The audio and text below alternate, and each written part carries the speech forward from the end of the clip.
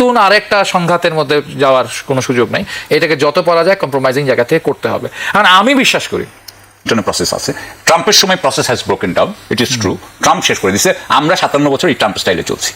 ধরে নেন আপনি ট্রাম্প এখন যে অবস্থা, এইভাবে আমরা চলছি। ওটা হবে যে আমাদের এক ধরনের ভারসাম্য দরকার আছে কি না, কারণ এটাও আমাদেরকে বুঝতে হবে বাংলাদেশের মানুষ আসলে এই ব্যাপারে স্থাপর দৈনিক পত্রিকার ভারতের বেশ কয়েকটি সংবাদ মাধ্যমে আমাদের বাংলাদেশ ভারত যে সম্পর্ক, সেই সম্পর্কের বিষয়ে তারা বেশ গুরুত্ব সহকারেই লিখছে, বলছে। বিশেষ করে আমরা গতকাল দেখছি যে প্রধানমন্ত্রীর সঙ্গে দীনেশ ত্রিবেদীর যে বৈঠক, সেই বৈঠকের ব্যাপারে তারা অনেকটা আশাবাদী। তারা বলছে যে দুই দেশের মধ্যে সম্পর্কের বরফ গলছে, এটি তাদের দিক থেকে আমি দেখেছি। আরেকটি দ্য প্রিন্ট একটি নিউজ করেছে যে ব্যাক চ্যানেল কূটনীতি। বিশেষ প্রতিবেদনে তারা বলছে সাম্প্রতিক নানা রাজনৈতিক উত্তেজনার মাঝেও ভারত ও বাংলাদেশ পর্দার অন্তরালে সম্পর্ক স্বাভাবিক করার চেষ্টা চালিয়ে যাচ্ছে। নিরাপত্তা বিষয়ক ভারতীয় প্রতিনিধি দলও বাংলাদেশ সফর করেছেন। আমরা জানি রয়ের প্রধান বাংলাদেশ সফর করেছেন এবং তিনি গতকাল বাংলাদেশ থেকে চলে গেছেন সফর শেষ করে। আমি সাকিব ভাইয়ের কাছে জানতে চাই, আসলে সাকিব ভাই কি হচ্ছে পর্দার অন্তরালে বাড়ালে এই মুহূর্তে? ধন্যবাদ। আমি আসলে শুরু করতে চাই একটু অন্য দিক থেকে। হ্যাঁ, শুরুটা করতে চাই যে আমরা ছোটবেলায় প্রথমে শুরু হয় কিন্তু বাবা মাকে বিশ্বাস করে। আমরা কিন্তু ছোটবেলায় বাবা মা ভালো হবে না খারাপ হবে এটা কখনোই ভাবতে পারি না। আমরা মনে করি ওনাদের সবকিছু ভালো। তারপরে শুরু করি হচ্ছে আমরা টিচারকে, তারপরে হয় স্কুলে যাওয়া হলে আপনি দেখেন প্রত্যেকে কিন্তু আপনি অথরিটি ফিগার যারা থাকে আমাদের জীবনে, যারা ক্ষমতা চর্চা করে, আমরা কিন্তু তাদেরকে ভালো ভাবতে চাই। এটা কিন্তু এই জন্য এখন যদি আমি সরকারের ব্যাপারে কোনো সমালোচনাও করি, অনেকে কিন্তু এটা পছন্দ করবে না, এটা হবেই, কিন্তু আমাদেরকে করতে হয় এই কারণে যে আমরা সত্যটা উদ্ঘাটন করতে চাচ্ছি। বাংলাদেশে পর্দার আড়ালে এখন বলতে হচ্ছে যে এই যে একটু আগে যে আমরা বললাম যে ক্ষমতা যে থাকে তাকে আমরা স্পেস দিতে চাই, তাকে আমি ভালো ভাবতে চাই। দেখেন এখন কিন্তু এই সরকারের কিভাবে তারা ডিসিশনগুলো নিচ্ছে, কিভাবে সিদ্ধান্ত গ্রহণ চলছে, কার সাথে তারা আপনার পরামর্শ করছে, কি কি ফ্যাক্টর তারা চিন্তা করছে, কি কি নিয়ামক তারা চিন্তা করছে, কি কি বিষয় তারা চিন্তা করছে, এগুলো নিয়ে কিন্তু আমি বলছি না যে একদম আমাদেরকে 100% জানতে হবে, কিন্তু এই ব্যাপারে আমরা 50% কিন্তু জানি না। আমরা কিন্তু এখন রাইট নাও পররাষ্ট্র নীতি নিয়ে যেহেতু আপনি কথা বলছেন, পররাষ্ট্র নীতির ব্যাপারে আমাদের বাংলাদেশ সরকারের একমাত্র মুখপাত্র ডক্টর খলিলুর রহমান। ডক্টর খলিলুর রহমান যখন একটা কথা বলেন, যেমন ধরেন এই যে দীনেশ ত্রিবেদী এবং মাননীয় প্রধানমন্ত্রীর যে মিটিংটা হলো, এই ব্যাপারে উনি কিন্তু খুব একটা বেশি কথা বলেন নাই। উনি বলেছেন প্রত্যর্পণের কথা, উনি বলেছেন হাদির কিলার এলেজ কিলার তার কথা, তাকে প্রত্যর্পণ করার কথা, ব্রিক্স সম্মেলন নিয়ে কথা বলছেন, বিমস্টেকে নিয়ে বলেছেন যে বিমস্টেকে বোধহয় যেতে হবে, এটা নিয়ে বলেছেন। আরেকটা হচ্ছে ব্রিক্স নিয়ে বোধহয় বলেছেন, আরেকটা কথা হলো উনি নিয়ে বলেছেন যে উনারা একটা পরিসর বৃদ্ধি করতে চাচ্ছেন বা এরকম একটা কোনো কথা বলেছেন। উনি কিন্তু খুব একটা বেশি এখানে কথা বলেন নাই, এবং উনি বলেছেন যে প্রধানমন্ত্রী চাচ্ছেন, বাংলাদেশের প্রধানমন্ত্রী চাচ্ছেন যে যাতে ভারত বাংলাদেশকে একটা পরিসর দেয়, একটা স্পেস দেয়, যাতে বাংলাদেশ তার সাথে সম্পর্কটা আস্তে আস্তে উন্নত করে নিতে পারে। এই তো বিষয়টা। কিন্তু এখানে আমরা যদি খালি এইটুকুই বলি, এখানে দেখেন সবচেয়ে বড় কথা কি, বড় কথা হচ্ছে আপনি যেটা বলবেন প্রত্যর্পণের বিষয় কি হবে। আমি যেটুকু বুঝি যে আপনি এখানে দেখেন যে একভাবে যখন বলছেন, খলিলুর রহমান সাহেব বলছেন যে ওনারা নিতে চাচ্ছেন, ঠিক একই সময় দেখেন আরেকটা জিনিস দেখেন, এটার সাথে মিলে কিনা বলেন। দীনেশ ত্রিবেদী সাহেবকে যখন ওনারা অ্যাপয়েন্ট করলেন, ওনারা করলেন মন্ত্রী পর্যায়ের একজন ব্যক্তিকে, যেটা আপনার অনুষ্ঠানে আমরা বলেছি যে এটা একটা অত্যন্ত গুরুত্ব যে ভারত দিচ্ছে বাংলাদেশকে, সেটা কিন্তু এটাতে বোঝা যায়। সেই ত্রিবেদী সাহেবকে উনি 1 মাস 5 দিন বসিয়ে রেখেছেন পররাষ্ট্রমন্ত্রী। বলা যাবে না যে 1 মাস 5 দিন ধরেই কিন্তু দেশের বাইরে ছিলেন, যে উনি 1 মাস হতে পারে না, তার মাঝখানে এসে উনি বসিয়ে রেখেছেন। তারপরে সার্জিও গোর আসলো, সার্জিও গোরের সাথে ওনার কিছু একটা কথা হলো, যে প্রেস কনফারেন্সে ওনাকে খুবই ইরিটেবল দেখা গেল। হ্যাঁ, তার খুব একটা ভালো যায় নাই মিটিংটা। তারপরে কি করলেন, উনি যায় দীনেশ ত্রিবেদীর সাথে দেখা করলেন, তার 2-3 দিন পর, কয়েকদিন পরে এখন প্রধানমন্ত্রীর সাথে দেখা হচ্ছে। সো যদি আপনি মনে করেন যে বাংলাদেশ সরকার সুসম্পর্ক করতে চায়, এই যে ডক্টর খলিলুর রহমানের যে কথা, তাহলে দীনেশ ত্রিবেদীকে এতদিন বসে রেখেছে কেন? It doesn't go accordingly. আমি যেটুকু এখন স্পেকুলেট করছি, আমি যেটা ধারণা করছি যে সমস্যাটা হচ্ছে নাম্বার 1 সমস্যা, ভারত চাচ্ছে শেখ হাসিনা বাংলাদেশে ফেরত আসতে পারেন, যাতে উনি রাজনীতি না করলেও এক ধরনের ক্ষমতা বলয় যাতে উনার চারিদিকে আস্তে আস্তে তৈরি হতে পারে। এটা হচ্ছে গিয়ে ভারত বলছেন যে ভারত এটি চাচ্ছে, ভারত এটা চাচ্ছে। ভারত তো শেখ হাসিনাকে গিলতে পারছে না। হ্যাঁ বলেন, তাহলে তাকে কিভাবে প্রত্যর্পণ করবে ভারত? এইখানেই প্রত্যর্পণের ব্যাপারই তো।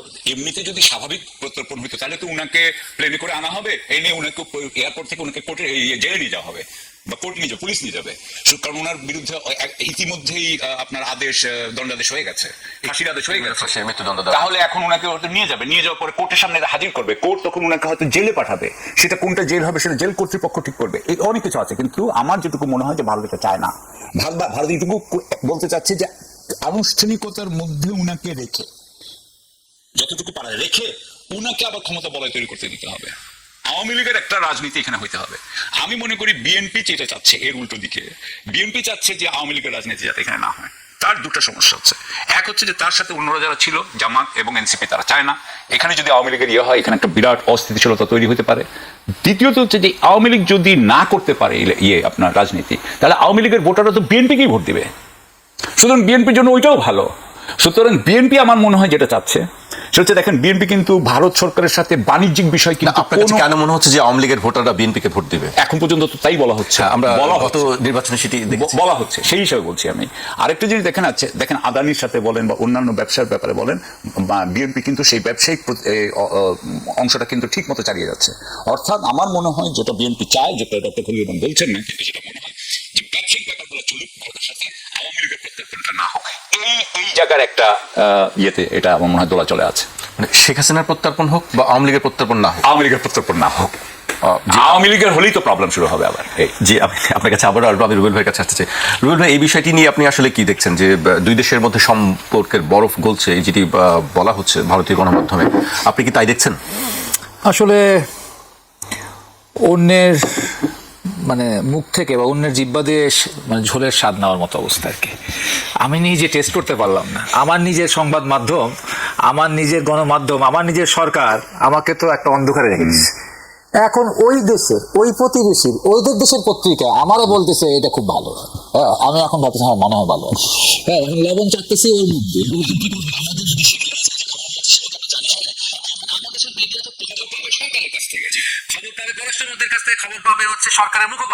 সরকার তো এই বিষয়ে একটা উপদেষ্টাও রাখছে, মন্ত্রী আছে, উপদেষ্টাও আছে আর কি। এত উপদেষ্টা শ্রেণী রাখছেন তো তাদের কাউকে প্রতিমন্ত্রীও আছে, তো তারা একটা অফিসিয়াল স্ট্যান্ড নেবে। একটা ব্যাপার কি, আপনি এটা খুব ছোটখাটো ব্যাপার না, এটা খুব নেগলিজেবল ব্যাপার না। রয়ের চিফ এরকম একটা সিচুয়েশনে, হ্যাঁ, এরকম হচ্ছে যেখানে হচ্ছে ভারত বাংলাদেশের সম্পর্ক, ভারতও বলে খুব ভালো না, বাংলাদেশও বলতে পারে যে ভালো না বা ভালো হচ্ছে। হ্যাঁ, এখন ভিসা বন্ধ করে রাখছিল ভারত, ঠিক আছে, শুধু কি ভিসাই বন্ধ রাখছিল? আপনি দেখেন আমরা ওদের দেশ থেকে কিনি জিনিসপত্র, আমাদের কিনতে বাধ্য হচ্ছি আমরা। হ্যাঁ, আলু, পেঁয়াজ, চাল ইত্যাদি কিনতেছি, ওই দেশ থেকে জিনিস আসতেছে আমার দেশে। হ্যাঁ, ইন সাম এক্সটেন্ট গরুও আসতেছে কিছু কিছু, মরিচ, কাঁচামরিচ আসে, কিন্তু আপনার অনেক পণ্য ভারতে যাইতো। হ্যাঁ, এই যে মেঘালয় যেত, আমার এক বন্ধু তো বললো শিলংয়ে গিয়ে ছোট দোকানে, মুদির দোকানে বাংলাদেশের একটা কোম্পানির প্রোডাক্ট সে খুঁজে পায় আর কি। চানাচুর কিনতে গেলে বাংলাদেশি চানাচুর পায় আর কি, বাংলাদেশি বিস্কিট পায়। সেগুলো এখন আর পাওয়া যায় না, সেগুলো এখন আর ভারতে ঢোকে না। ভারতের মাটি ব্যবহার করে নেপালে আমাদের প্রোডাক্ট যেত, ভারতের মাটি ব্যবহার করে আমাদের প্রোডাক্ট ভুটান যেত, এখনো যেতে পারে না। মানে বন্ধটা আমাদের, আর ওদেরটা কিন্তু ওপেন, ঠিক আছে। এখন তারা তো আবার মানে ভিসাটা খুলছে আর কি। তো ইত্যাদি ইত্যাদি মিলিয়ে যে জায়গাটা, সেটা যে খুব একটা মানে সুখকর ব্যাপার না, মানে খুব বন্ধুত্বপূর্ণ ব্যাপার না। বন্ধুত্বপূর্ণ ব্যাপার যদি না হয়, তখন রয়ের চিফ কেন বাংলাদেশ, এই প্রশ্নের উত্তর কি? ঠিক আছে, উত্তর জানার ব্যাপার আছে। অনেক ঘটনার পিছনে আমরা স্পেকুলেশন বলেন বা থিওরি দাঁড় করাই যে এটা রয়ের ব্যাপার, এটা রয়ের ব্যাপার, এটা রয়ের ব্যাপার। অফিসিয়াল ট্যুর ছিল, হ্যাঁ হতে পারে অফিসিয়াল, কিসের অফিসিয়াল? অফিসিয়াল ট্যুর তো একটু যাক না, সে আরো অনেক দেশ পৃথিবীর যায় না রয়ের চিফ, ঠিক আছে, বাংলাদেশে কেন, ব্যাপারটা কি ছিল? এবং এরকম অফিসিয়াল ট্যুর মানে কি ধরনের অফিসিয়াল ট্যুর? অফিসিয়াল ট্যুর মানে কি, ঠিক আছে, এটা আমাদের একটু জানার বিষয় আছে বাংলাদেশের জনগণ। যখন এটা আমরা জানবো না, আবার আমরা কোনোদিন একটা ইন্ডিয়ান পত্রিকা থেকে জানতে হবে পড়ে, ও এই কারণে আসছিল, আচ্ছা, মানে আমি আমার অভিভাবকের কাছ থেকে, আমার অথরিটির কাছ থেকে জানবো না, ইন্ডিয়ান পত্রিকা, ও বুঝতে পারছি এই কারণে আসছে, আচ্ছা আচ্ছা। আমার ঘর থেকে আমি খবর পাবো না, বাইরের ঘর থেকে আমাকে খবরটা নিতে হচ্ছে। এটা হচ্ছে খুবই পরিতাপের বিষয় আর কি। এই কারণে হয়তো আপনি বাধ্য হন, সবাই বলতে বাধ্য হয় আর কি, যে হচ্ছে পর্দার আড়ালে কিছু একটা ঘটছে, যে আমিও জানি না, আপনি জানেন না, সাকিব ভাই জানে না, বাংলাদেশ জানে না, কিন্তু হচ্ছে, কি হচ্ছে সেটা একটা মানে সন্দেহ জায়গাটা আপনার তৈরি হচ্ছে আর কি, এই ব্যাক চ্যানেল ডিপ্লোমেসির কারণে। আরেকটা বিষয় একটু আমি একটু বলতে চাই আর কি। আচ্ছা, এখন আমাদের ইয়া ভাই বললেন আর কি, যে তারা শেখ হাসিনার প্রত্যার্পণ নিশ্চিত করবে কিন্তু আওয়ামী লীগের প্রত্যার্পণ নিশ্চিত করবে না, এই যে বিষয়টা। কিন্তু আমরা তো আবার আরেক ধরনের ড্রাইভ দেখি, রিফাইন্ড আওয়ামী লীগের ড্রাইভ দেখি, মাইনাস শেখ হাসিনা, ঠিক আছে। আওয়ামী লীগের একটা ড্রাইভ, এটা ইন্টারিম গভর্নমেন্টের সময়ও ছিল, ঠিক আছে, যে কারণে দেখবেন যে সাবির হোসেন চৌধুরীর মুক্তিটা, হ্যাঁ, এই মানে যে আমলে সবাই হচ্ছে কি জেলখানায় চলে যাচ্ছে, ঠিক আছে, ঢুকে যাচ্ছে, কারো জামিন টামিন হচ্ছে না, কিন্তু তার বহাল তবিয়তে জামিন হয়, সবকিছু হয়, আবার তার সাথে বিদেশি রাষ্ট্রদূতরাও দেখা সাক্ষাৎ করে টরে, তো সবকিছু মিলিয়ে মনে হচ্ছে বা এটা বিশ্বাস করতে ইচ্ছা হয় আর কি, যে একটা মাইনাস শেখ হাসিনা, একটা রিফাইন্ড আওয়ামী লীগের একটা প্রক্রিয়া দেশের ভিতরে আছে, বাংলাদেশ রাষ্ট্রের ভিতরে আছে এবং বিদেশিদের মধ্যেও আছে, এরকম একটা ব্যাপার। তো এই ব্যাপারটা আসলে মানে কাদের মধ্যে আছে, এটা কি পশ্চিমাদের মধ্যে আছে, ইউরোপিয়ানদের মধ্যে আছে, আমেরিকার মধ্যে আছে, কিন্তু ভারতের মধ্যে কি নাই। ফলে ভারতের এইরকম একটি চাওয়া বাংলাদেশের হচ্ছে গিয়ে পলিটিক্স নিয়ে, সেটার সাথে সারা পৃথিবীর চাওয়ার মধ্যে একটা ডিফারেন্স থাকতে পারে, পসিবিলিটি থাকতে পারে। তারপর আমি কোনো কিছু আসলে কনফার্ম করে বলার সুযোগ আমাদেরকে দেয় না, সব কিছু খালি ঢাক গুড়গুড়, ঠিক আছে, এত গোপনীয়তা, এবং সেই গোপনীয়তা গুলো আসলে কিন্তু একসময় বড় ধরনের বিচ্ছিন্নতা তৈরি করবে, একটা এলিনেশন তৈরি করবে জনগণের সাথে। সেই যে লন্ডন বৈঠকে কি বৈঠক হয়েছিল, তার অনেক কিছুই কিন্তু নন ডিসক্লোজার, অনেক কিছুই গোপন, ঠিক আছে, খালি একটা বলা হয়েছিল ফেব্রুয়ারি মাসে একটা নির্বাচন হবে, আমরা শেষ পর্যন্ত দেখছি ইয়েস কথা রেখেছেন তাহারা, ফেব্রুয়ারি মাসে নির্বাচন হবে, কিন্তু আরো কিছু আলোচনা হয়েছে, আরো কিছু কি জিনিস, তা তো ভাই হচ্ছে আমার কাছে পরিষ্কার না। জি, পরিষ্কার হওয়ার জন্য হয়তো অপেক্ষা করতে হবে, এক সময় হয়তো সবই জানা যাবে। অনেক ক্ষয়ক্ষতি হওয়ার মধ্য দিয়ে হইতে পারে। আপনার কাছে আমি আসবো আবার, রুবেল ভাই, সাকিব ভাইয়ের কাছে আসতে চাই আপনার কাছে। রয়ের প্রধানের যে আলোচনাটা, মানে তার সফর নিয়ে, যেটা নিয়ে খুব বেশি আলোচনা হয়নি, আমরা হঠাৎ করে দেখলাম যে তিনি আসলে সফর করেছেন এবং চলেও গেছেন। এই সময়কার এই সফরটা কি কারণে? প্রথম কথা হচ্ছে যে বাংলাদেশ ভারত সম্পর্ক, উনাদের কথা মতোই আমরা অন্যান্য অনেক সূত্র থেকে এটা জানতে পেরেছি যে ভারত বাংলাদেশ সম্পর্ক ভারতের মানে পক্ষ থেকে এটা নিয়ন্ত্রণ করতে হচ্ছে প্রধানমন্ত্রীর কার্যালয় অর্থাৎ নরেন্দ্র মোদীর কার্যালয় এবং এবং এটার ছিলেন তখন ন্যাশনাল সিকিউরিটি অ্যাডভাইজার হিসেবে অজিত দোভাল সাহেব, এটার ফুল দেখতেন। যখন 5ই আগস্ট এখান থেকে শেখ হাসিনা চলে যান, তারপরেই কিন্তু অজিত দোভাল ওনাকে রিসিভ করেন, অজিত দোভাল ওনাকে নিয়ে যান এবং অজিত দোভাল ওনার সাথে ডিব্রিফিং করেন। ডিব্রিফিং মানে হচ্ছে যে শেখ হাসিনা কি করেছেন সবকিছু উনি বলে দিয়েছেন। এবং আমাদের এক ভাই কয়েকদিন আগে বলছে যে বাংলাদেশের কোনো রাষ্ট্রীয় গোপনীয়তা, যা গোপন তথ্য শেখ হাসিনা জানতেন, সবই এখন ভারতের কাছে চলে গেছে বলে আপনি ধরে নিতে পারেন।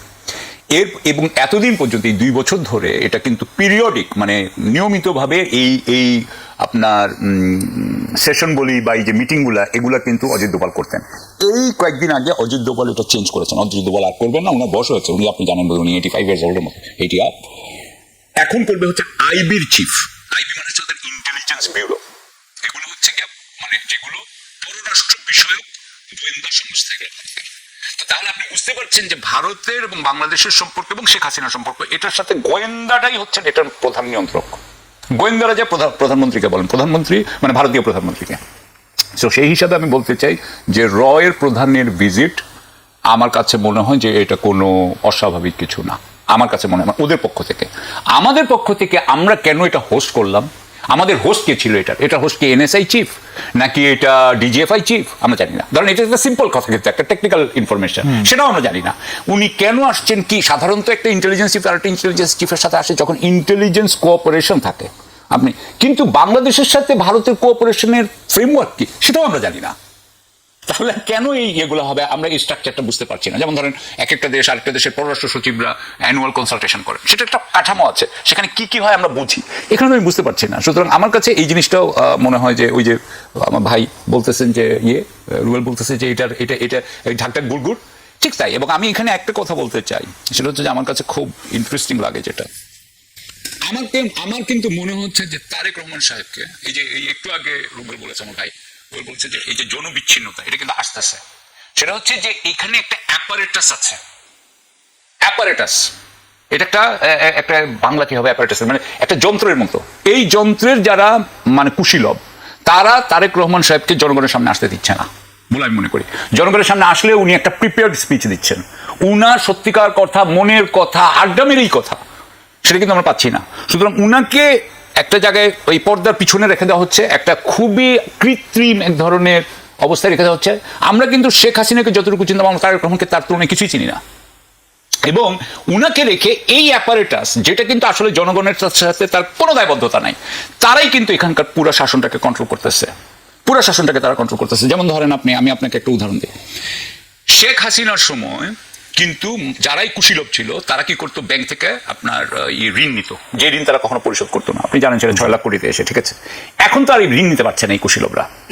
কুশীলভদেরকে বলা হচ্ছে যে অনেকেই নাকি অনেক পদ নাকি বিক্রি হয়ে যাচ্ছে বাংলাদেশ সরকারের। তাহলে যদি আপনি পদ বিক্রি হচ্ছে, মানে দেখেন অ্যাপারেটাস কিন্তু এটা বলতেও দিচ্ছে না, কোথাও এগুলো কিন্তু রিপোর্টও হচ্ছে না। কিন্তু আমি যখন দু একজনকে জিজ্ঞাসা করি, টকশোতে বিভিন্ন জনে বলেন এই কথাগুলো, এবং আমরা যখন একজন ধরেন রাজনৈতিক নেতার সাথে জিজ্ঞাসা করি যে আপনি কি এরকম কোনো খবর পেয়েছেন, উনি তো নিজেরাই বলেন যে একটা বড় বড় ফিগারের কথা বলেন, একটা অ্যামাউন্টের কথা বলেন, আইজি বা আমি পজিশনও বলতে চাই না, এক একটা পজিশনে এক একটা হিউজ অ্যামাউন্ট বলেন। সো অ্যাপারেটাস অনেক কিছু করছে এবং এগুলো নিয়ে গণমাধ্যম তো এটাও বলতে পারতো যে আমরা এটা তদন্ত করেছি, এর মধ্যে কোনো সত্যতা নাই। এটাও কিন্তু আমরা কোথাও পাই নাই। সুতরাং আমি যেটা বলতে যাচ্ছি যে অ্যাপারেটাস যেভাবে এই দেশটাকে চালাচ্ছে এক ধরনের নীরবে জুলুমের মতো চলছে। এবং আমি যেভাবে দেখি যে অ্যাপারেটাস যা করছে, আমি আপনাকে একটা যে আমি 2-3 বছরে এখান থেকে কোনো উন্নয়ন দেখি না, বরং এটা অবনতি হতে থাকবে। কারণ অ্যাপারেটাস যখন চালায়, যে জনগণের সাথে দায়বদ্ধতা নাই, ধরেন সে যদি, আমি একটু উদাহরণ দিই, ধরেন একটা ওসির থেকে আপনি একজন 1 কোটি টাকা নিয়ে তাকে পোস্টিং দিয়েছে, আপনি তো 3 বছরে ওসির থেকে কোনো জিজ্ঞাসা করতে পারবেন না যে কিভাবে এখানে আইন শৃঙ্খলা ঠিক করবেন। কারণ ওসি বলবে যে আমি আপনাকে 1 কোটি টাকা দিচ্ছি, আমার 1 কোটি টাকা উঠাতে হবে, আগামী পোস্টিংয়ের জন্য আমার আরো 1 কোটি টাকা লাগবে, হয়তো আরো 2 কোটি টাকা লাগবে, কথা বললাম, রাইট। আমি 3 কোটি টাকা আগে উঠাবো, 3 কোটি টাকা আমি উঠাবো কিভাবে, আপনার ইয়েতে আগেও বলেছি যে অপরাধী অর্গানাইজ ক্রাইম তাকে ক্রাইম করতে দিব। সো অর্গানাইজ ক্রাইমকে ক্রাইম করতে দিব, অর্গানাইজ ক্রাইম আমাকে টাকা দিবে। এবং এই সময় যদি বলে যে না না আমাদের একটু দেখাইতে হবে, তখন কি দেখানো যাবে, অভিযান হবে। অভিযান হয় 2 দিন ধরে অভিযান হবে, কতগুলো ছিন্নমূল কাউকে ধরবে, কোনোদিন অর্গানাইজ ক্রাইমের আপনি বসকে ধরতে পারবেন না, ধরবে না, তাদেরকে ধরে তারপর ছেড়ে দিবে। সো আমি এখন দেখতে পাচ্ছি আগামী 3 বছরে আপনার কোনো আইন শৃঙ্খলার উন্নতি হবে না। আপনি এটাও দেখেছেন, আমি জাস্ট এটা বলে শেষ করছি। তাহলে আমরা কেন এই অ্যাপারেটাসকে মেনে নিচ্ছি, এটাই প্রশ্ন আমি রাখলাম। জি, আপনার কাছে আমি আসবো রুবেল ভাই। কালকে আমরা আরেকটি বক্তব্য দেখেছি যে ব্রিক্স সম্মেলনে বা ভারতে যাওয়ার ব্যাপারে এখনো কোনো সিদ্ধান্ত হয়নি, যেটি পররাষ্ট্রমন্ত্রী বলেছেন। আপনার কাছে কি মনে হয় সম্মেলনে বাংলাদেশের যাওয়া উচিত কি উচিত? ব্রিক্স না বিমস, এটা নিয়ে দুটি আছে, দুটোই আছে, বিমস্টেক এবং ব্রিক্স দুটোই আছে। এর মধ্যে বিমস্টেকে হচ্ছে সভাপতিত্ব করবার কথা। ওখানে শুধু বাংলাদেশের প্রধানমন্ত্রী হিসেবে তারা এখনো যাবে না, ওখানে কিন্তু চেয়ারপারসন হিসেবে তাকে যাওয়ার কথা।